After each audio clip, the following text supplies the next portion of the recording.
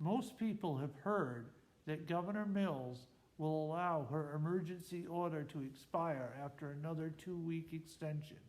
The state of civil emergency has been in place for the past 15 months. With that welcome news, the legislature should begin the process of reviewing the state's response to COVID-19 and reevaluating what worked and what did not. This is Representative Will Toole of East Machias with the weekly Republican radio address. I am pleased that the state of emergency will finally be coming to an end. With every end comes a new beginning, though. As the lead House Republican on the committee responsible for overseeing state and local government, we should begin the work of reviewing the state's actions over the past 15 months. State government has operated in an unprecedented state of emergency. If a citizen legislature is to mean anything, it must properly review the state's actions over the last year and a half. Unfortunately, this past week, Democrats voted to kill legislation that would have allowed such an audit to take place. LD 817, a resolve to establish the COVID-19 Review Commission, was defeated 77-68, with only a single Democrat voting for the review.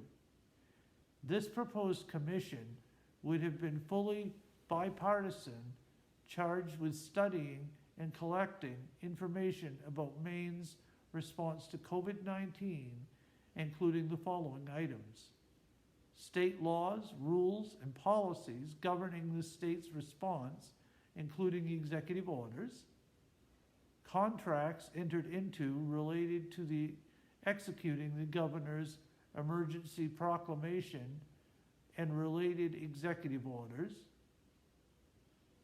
Department of Health and Human Services, Maine Center for Disease Control and Prevention response, including testing and use of contact tracers, policies and rules connected to COVID-19 implemented by state agencies, federal, state, and local intergovernmental coordination, distribution of vaccines, including the use of public and private methods, availability of medical equipment and supplies, including personal protective equipment, interagency communication and information sharing, scope of the governor's emergency powers, including review of the emergency orders issued by the governor and accountability to other branches of government,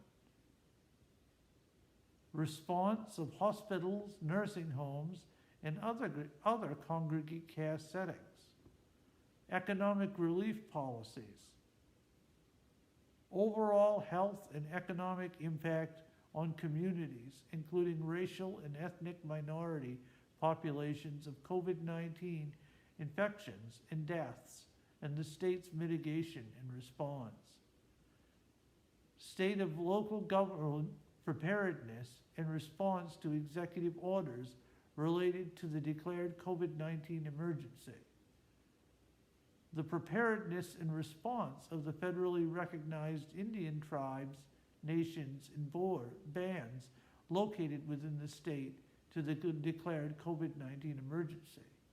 And lastly, other matters related to the COVID-19 response as determined by the Commission. All of this to be reported back to the Joint Standing Committee on State and Local Government. This is not about partisanship and political gamesmanship. Rather, this is about the future, understanding what worked well, what didn't, what could be done differently, and what could be done differently in the future. Mainers forced to live in a state of a civil emergency for a year and a half deserve a thorough, thoughtful review by their elected officials.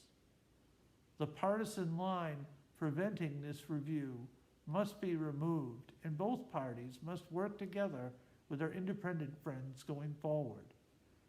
This is why the legislature should reconsider LD 817 and pass it, so that we can begin the work of overseeing Maine's COVID-19 response to identify any future changes that need to be made. The emergency may be drawing to a close, but the work of understanding what happened over the last 15 months and what to do about it going forward is just beginning.